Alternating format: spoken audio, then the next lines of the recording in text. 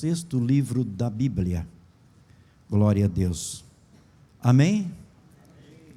Assim está escrito: então Moisés, naquele dia, jurou dizendo: certamente a terra que pisou o teu pé será tua e de teus filhos em herança perpetuamente, pois perseveraste em seguir o Senhor, meu Deus.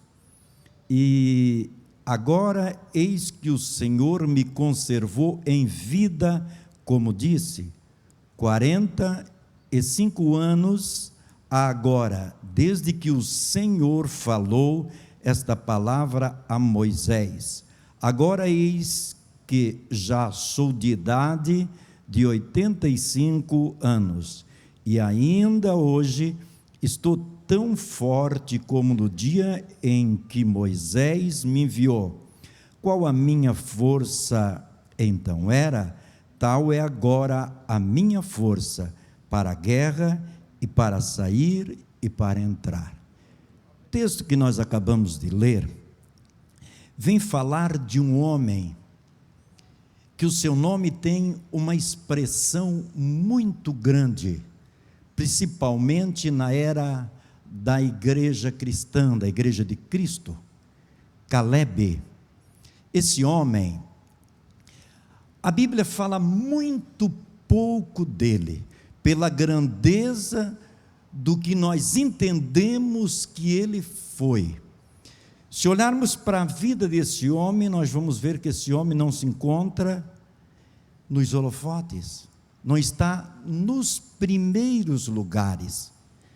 A ideia que nós temos desse homem é que ele era um líder, como a Bíblia diz, da tribo de Judá, um maioral, e que fez uma coisa que agradou tanto a Deus, com aquela preciosa e sábia decisão dele, que isso lhe custou o direito que somente mais um homem conquistou.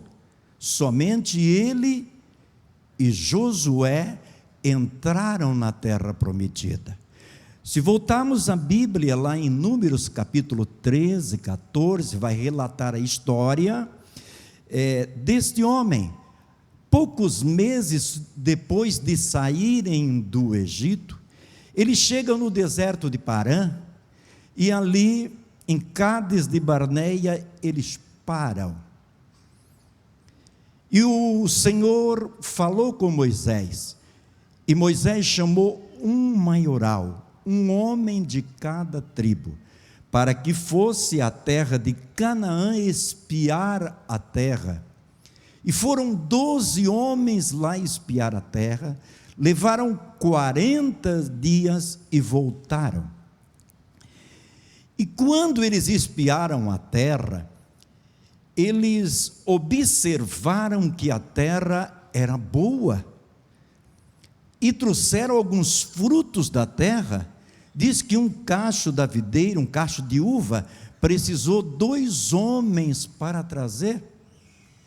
Isso é fato, irmãos, está na Bíblia, isso é fato, é realidade, porque o nosso Deus, quando Ele dá com abundância. Nosso Deus não é mesquinho. E tinha lá os seus obstáculos, as cidades muito fortificadas, havia algumas regiões lá, em que havia ainda muitos anaquins gigantes. Era normal na antiguidade ter pessoas gigantes. E voltaram depois de 40 dias. E quando voltaram, foram ouvir o relatório desses 12 homens.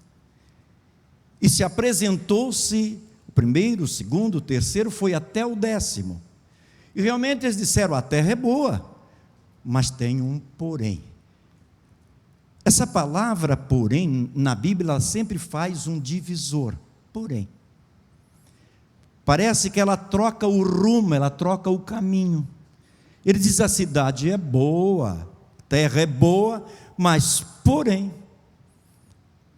as cidades são fortificadas, o povo é muito forte, é uma guarnição muito forte, nós não vamos conseguir. Esse foi o relatório de 10 homens, e esse relatório influenciou toda aquela nação de aproximadamente 2,5 milhões de pessoas, 3 milhões de pessoas, e diz que o coração deles se derreteram de medo, eles temeram tanto que o povo, está ali em Números capítulo 13, 14, em um momento chegaram a pegar pedra para atirar em Moisés e Arão, e disseram: vamos levantar um líder e voltar novamente para o Egito, melhor nos era voltar para o Egito.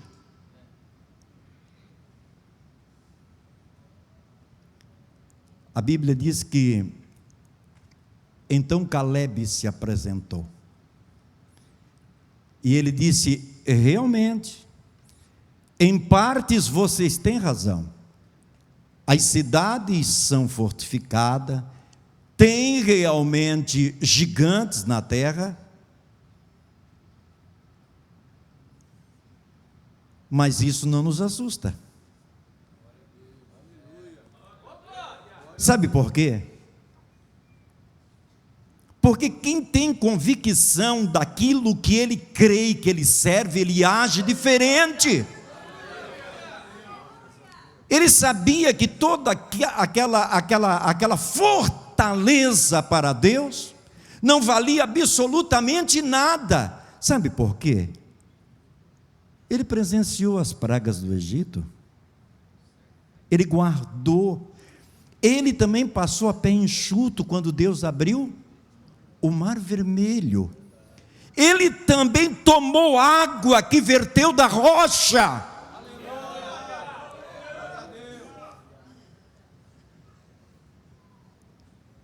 Ele viveu em tempo distante de Paulo, mas o Paulo um dia disse que ele cria no Senhor de uma forma em que ele acreditava tanto no Senhor, em que tudo para ele era o Senhor. Foi o Jó que disse que ainda que ele me mate, eu vou continuar acreditando nele.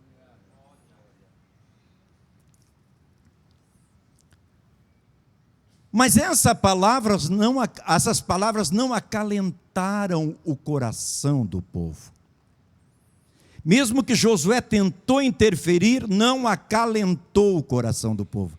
Aí quando eles pegam em pedra, o Senhor desce sobre a congregação, e o Senhor fala com aquele povo. Aquele povo não admite seu erro. Não admite seu erro. Eles quiseram consertar de maneira errada.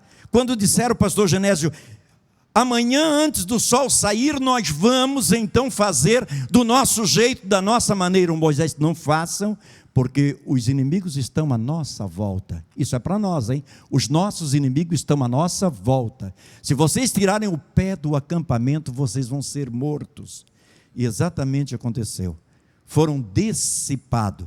Aí no capítulo 14 de Números, na continuidade, o Senhor então falou e disse a Moisés: Moisés não queria ouvir isso, mas o Senhor disse: olha, dessa gente que tinha 20 anos para cima que estão aí, ninguém vai herdar a terra prometida, só 2 homens, Josué e Calebe. Olha a situação de Moisés, porque Moisés tinha ferido a rocha quando o Senhor disse que não era para ferir a rocha. E naquele momento, queridos irmãos, Josué aparece no cenário, assume o lugar de Moisés mais tarde, mas o Calebe fica anônimo. Não aparece mais o Calebe. Há uma repetição no capítulo 26 de Números, capítulo 1 de Deuteronômio, mas repete as mesmas palavras, a mesma promessa. Só que uma coisa, o Calebe escutou, quando o Senhor disse que ele iria passar para o outro lado e receber a terra de Canaã. Ele era um escolhido, isso ele guardou. Ele guardou, ele não esqueceu da promessa. Veio os intempéries, as dificuldades, e eu entendo que as guerras que houveram, que foram muitas guerras, em todas elas Caleb lutou ao lado de Josué como um fiel servo. E ele permaneceu. Podemos destacar muitas coisas na vida desse homem. Uma das coisas que eu quero dizer aos irmãos, que em primeiro lugar, ele guardou. Ele tomou posse, como costumamos dizer. Ele disse, isso é meu.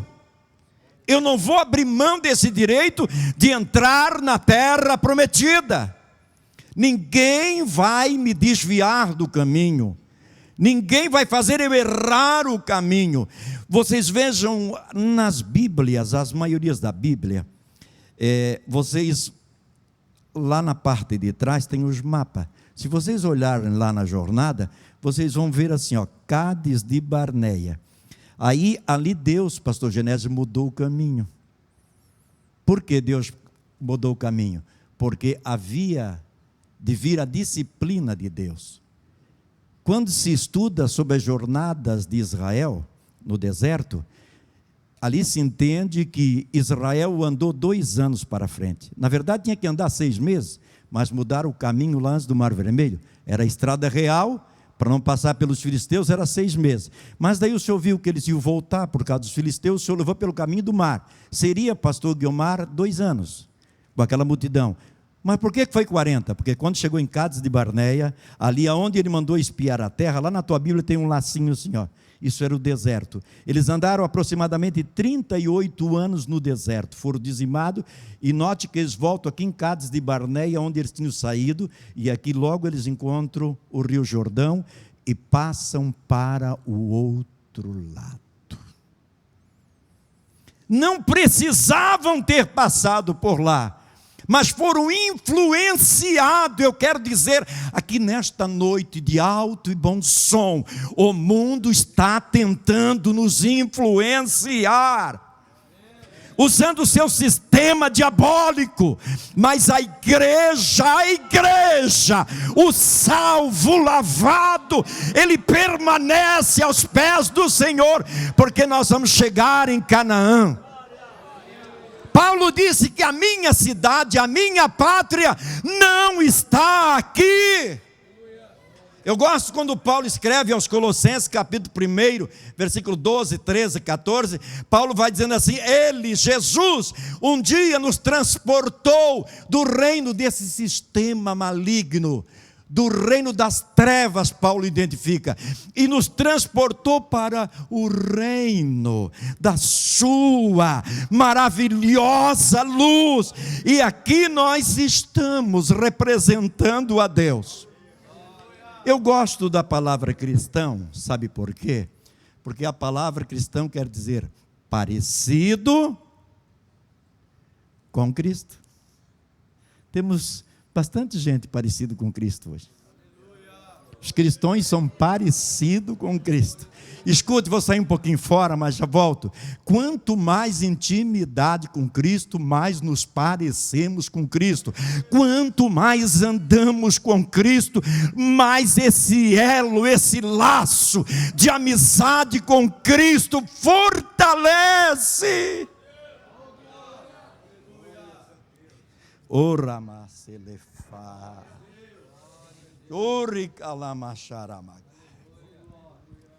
Passaram-se 45 anos. Moisés, o Senhor leva ele no Monte Nebo e diz, olhe a terra para todos os lados onde a tua visão alcança. Aí cumpriu-se na vida de Moisés. Moisés olhou e o Senhor disse, mas tu não vai entrar. Miriam e Arão já tinham morrido. Aí então Moisés morre e o Senhor passa o legado do pastorado para Josué. Caleb não continua aparecendo. Eles entram na terra prometida, passam mais o milagre do Jordão, E ali eles destroem as cidades, Jericó e tantas outras cidades. Ali Josué, pastor Araújo, presenciou quando o sol e a lua pararam. Claro, nós sabemos que foi a linguagem daqueles dias, que hoje nós sabemos que foi a terra que parou, mas tudo bem. Mas a Bíblia diz que o sol parou e a lua, nunca houve um dia tão grande, até que Josué destruísse todos os inimigos. E nós sabemos que Caleb estava ali também fazendo a sua parte. E não pensem que a guerra daqueles dias era igual hoje, que pode destruir uma cidade num piscar de olhos. Não, queridos, aquelas guerras eram de punho, era como uma arma em punho, era homem a homem. Quantas pessoas que esse homem conseguiu destruir durante mais de 40 anos na guerra. Não era uma guerra hoje que num momento destrói com tudo, como nós estamos vendo lá na Europa. Não, queridos irmãos, ele era um homem valente. Mas, pois bem, quando terminaram aquelas guerras, que na verdade nunca terminaram, quem lê a Bíblia vai saber que nunca terminaram, porque a Canaã nunca foi tomada totalmente como foi a promessa de Deus. Não foi.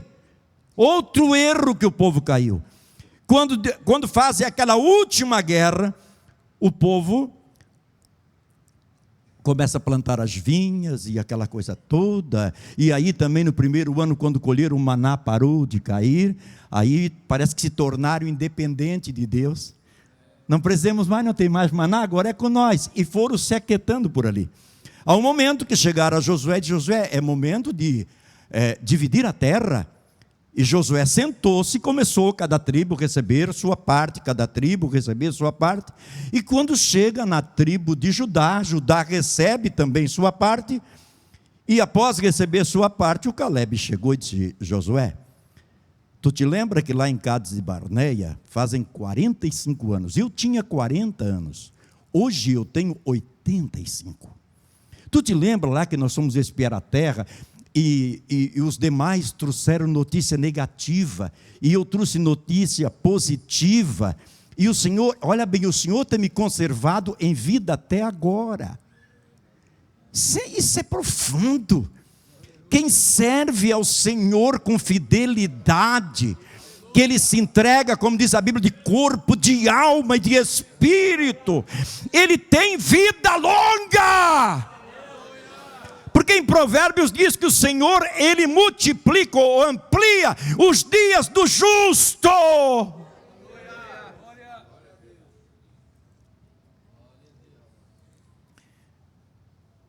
E disse: tu sabes, tu estava lá, tu é minha testemunha. E na verdade só sobrou eu e você. Morreram todos. E o Josué disse: é verdade. Agora ele disse uma coisa para o Josué que eu invejo. Esse Josué, eu tenho 85 anos, mas eu sou igualzinho aquele homem de 40 anos. Eu não mudei nada. O tempo passou, estive em muitas guerras, em muitas dificuldades, vivemos 40 anos naquele deserto que, eu quero dizer uma coisa à igreja, nós não temos ideia do que fora viver naquele tempo, naquele deserto. Eles estavam desprovidos de tudo naquele deserto. Eles não tinham nenhum tipo de luxo nenhum naquele deserto. Às vezes a gente faz algumas aplicações muito fortes, mas nós estamos muito longe daquela cultura, daquele tempo, sem benefício algum. E ele disse: eu passei 40 anos no deserto, mas eu tenho uma promessa na minha vida, e tu sabes, que a cidade, a região de Hebrom, o Senhor falou na tua frente, através de Moisés. Moisés disse que seria minha e da minha família. Escutem aqui, da minha família. Isso seria perpetuamente, é nosso, é meu, porque eu fui fiel ao Senhor. Por isso que se canta um louvor lindo aí do Wagner Roberto, que eu quero ser fiel. Mas o problema de querer ser fiel, parece que até torna-se uma intenção que eu posso ou eu não posso. Mas o que eu entendo é que a Bíblia nos ensina que eu preciso ser fiel até a morte. Se eu fui fiel à palavra, tu sabes como eu tenho andado. Que coisa tremenda, hein? Lembra do Ezequias? O Senhor de Isaías vai lá e diz para o Ezequias que ele vai morrer. É capítulo 38 ou 39 de Isaías, é isso? 38? Vai lá e diz para ele que ele vai morrer. O Isaías era o profeta, subiu as escadas lá do palácio, foi lá e bateu no quarto. Se fosse hoje, paz do Senhor, a paz de Cristo, enfim. Olha, o Senhor mandou te dizer que tu vai morrer e tu não vai viver. Virou as costas e foi embora.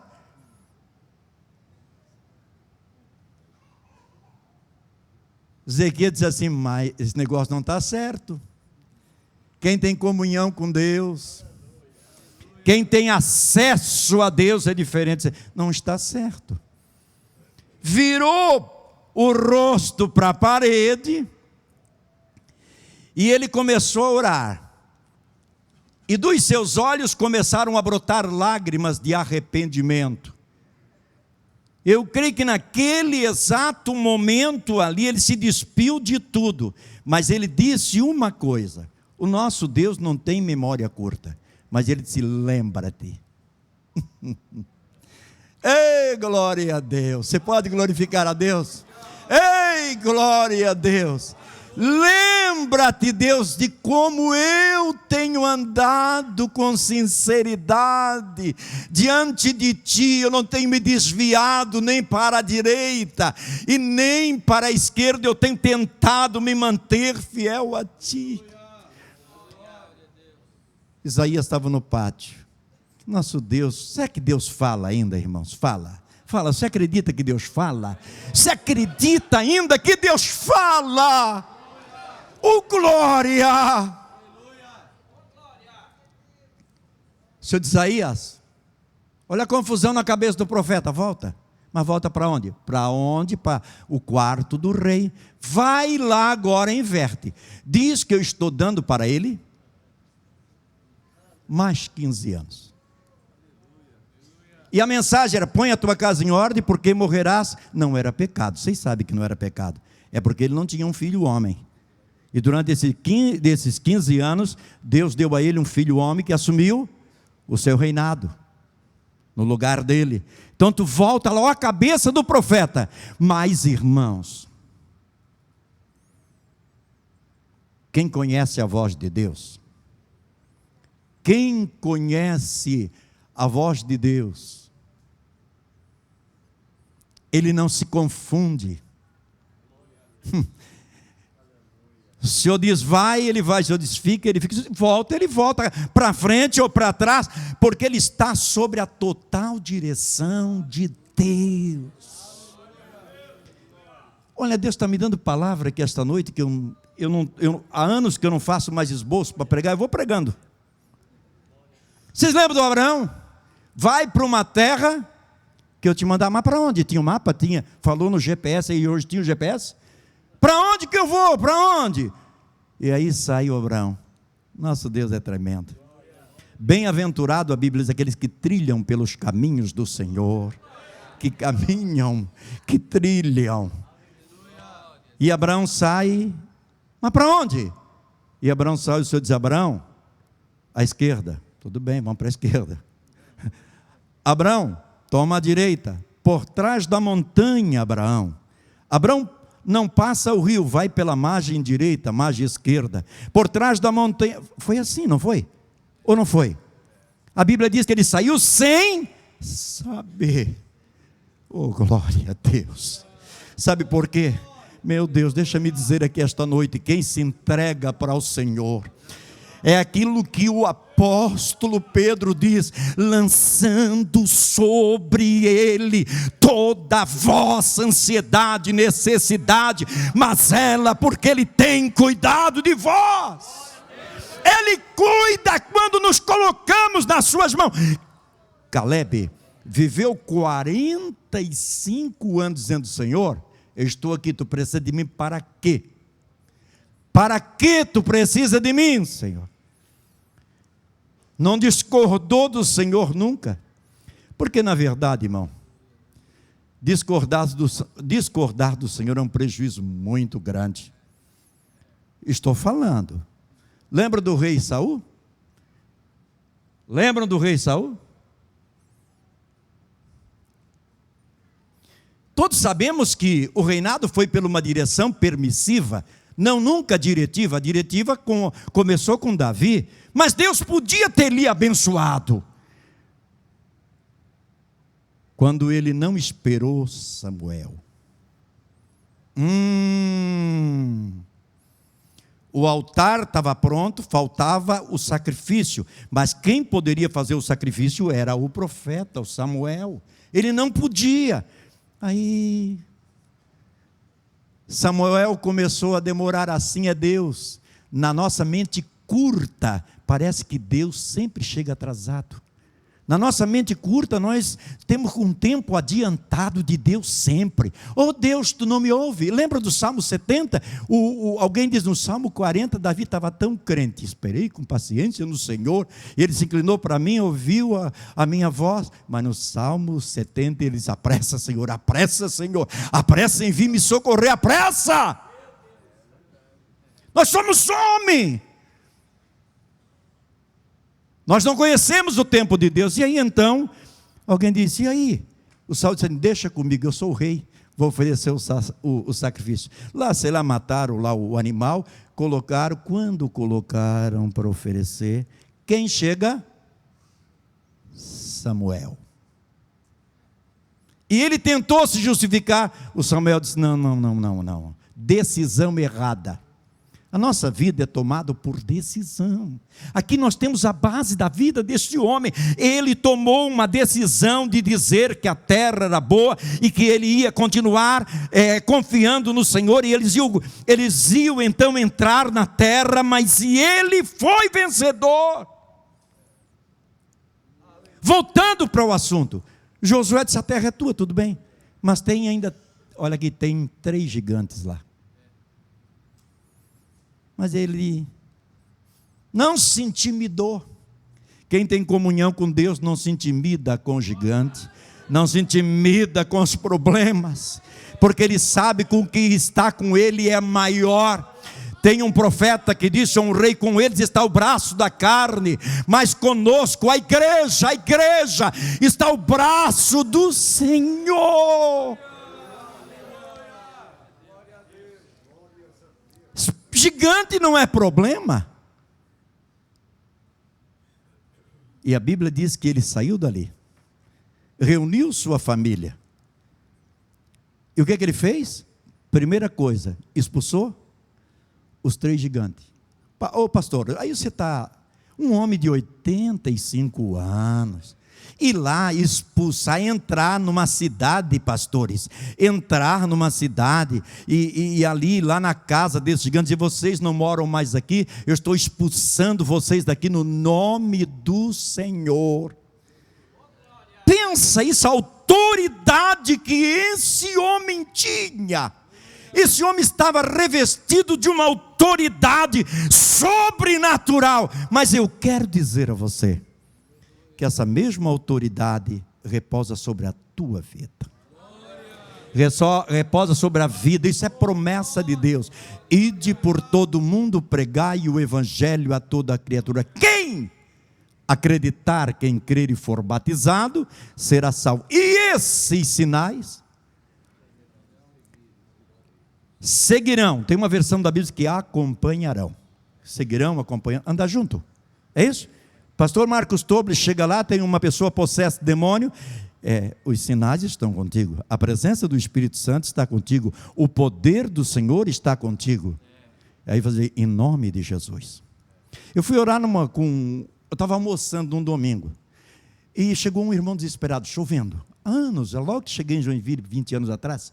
E disse, vamos lá que tem uma mulher endemoniada. Eu disse, mas eu parei de almoçar, deixei ali e fui. Quando nós chegamos na frente do portão, a mulher correu para dentro do banheiro e ela gritava, vão embora, Mas ela nem sabia que nós tínhamos chegado ali, mas o demônio sabia. Aí nós fomos lá, repreendemos o demônio na porta do banheiro, a mulher abriu a porta, se reconciliou com Cristo e o demônio foi embora. Estava o pastor Adilson, que trabalhávamos juntos na época, estávamos juntos, oramos ali, a mulher abriu a porta, nós ordenamos que a porta fosse aberta, sabe por quê? Porque o poder que Cristo deu a nós. Ei, escute, a você, crente, a você, irmão, moço, moça, jovem, idoso, obreiro, isso foi dado a nós. Jesus disse: eis que eu vos dou poder. E esse homem entra na cidade, expulsa os gigantes, toma a cidade. Por quê? Porque era a promessa. Ele disse: isso é meu, eu não abro mão disso aqui. Eu esperei 45 anos para tomar posse disso, não é agora que eu vou recuar. Sabe por quê? Hebreus 10:37 está dizendo que aquele que volta, que recua, claro que é uma força de expressão, quando diz que a minha alma não vai ter prazer nele, claro que nós não vamos identificar a alma de Deus, é a maior força de expressão que o escritor encontrou, e ele diz: então a alma do Senhor não terá prazer naquele que volta. Irmãos, nós não devemos temer absolutamente nada, vamos observar o que Deus fez na vida deste homem, e que pode fazer na minha vida e na tua vida. Mas eu quero falar uma palavra, que quando eu cheguei aqui no culto, resplandeceu na minha mente, uma palavra chamada decisão. Decisão. Uma decisão. Esse homem mudou o curso da sua história, da sua família, porque ele tomou uma decisão. Eu estava lembrando ali do Zaqueu, homem de pequena estatura. Jesus ia chegar na sua cidade, ele subiu numa figueira brava, não me pergunte como subiu, porque eram espinhentas, e ele subiu para ver. Se ele não tivesse subido, não tivesse tomado a decisão, Zaqueu, do capítulo 19 de Lucas, ninguém saberia quem era, ou saberia, mas ele tomou uma decisão. O cego de Jericó era o lugar costumeiro de pedir esmola, mas quando alguém disse: Jesus de Nazaré está passando ali, ele mudou totalmente o seu pedido, o seu discurso de cima daquele barranco. Ele começou a dizer: Senhor Jesus, Filho de Davi. Que decisão! Tens de misericórdia. E aí quando Jesus chega perto, o próximo, Jesus para e diz: manda buscar o homem. Decisão. Decisão. Quem sabe você está aqui nesta noite, mas você precisa tomar uma decisão na sua vida. E a decisão melhor que você precisa tomar hoje é entregar tua vida para Cristo. A melhor decisão que você precisa tomar nesta noite é voltar-se para Deus. Eu posso orar nesta noite? Posso? Eu estou tão animado que eu quero até orar. Quero orar por você. Olha aqui, tem pessoas distanciadas aqui esta noite, que você veio aqui simplesmente para te reconciliar, porque você disse: não presta mais. Não. Quando um distanciado vem na igreja, ele vem para voltar, ele não vem para visitar, ele vem para voltar para o seu lugar, porque ele sabe que ali está guardado, reservado.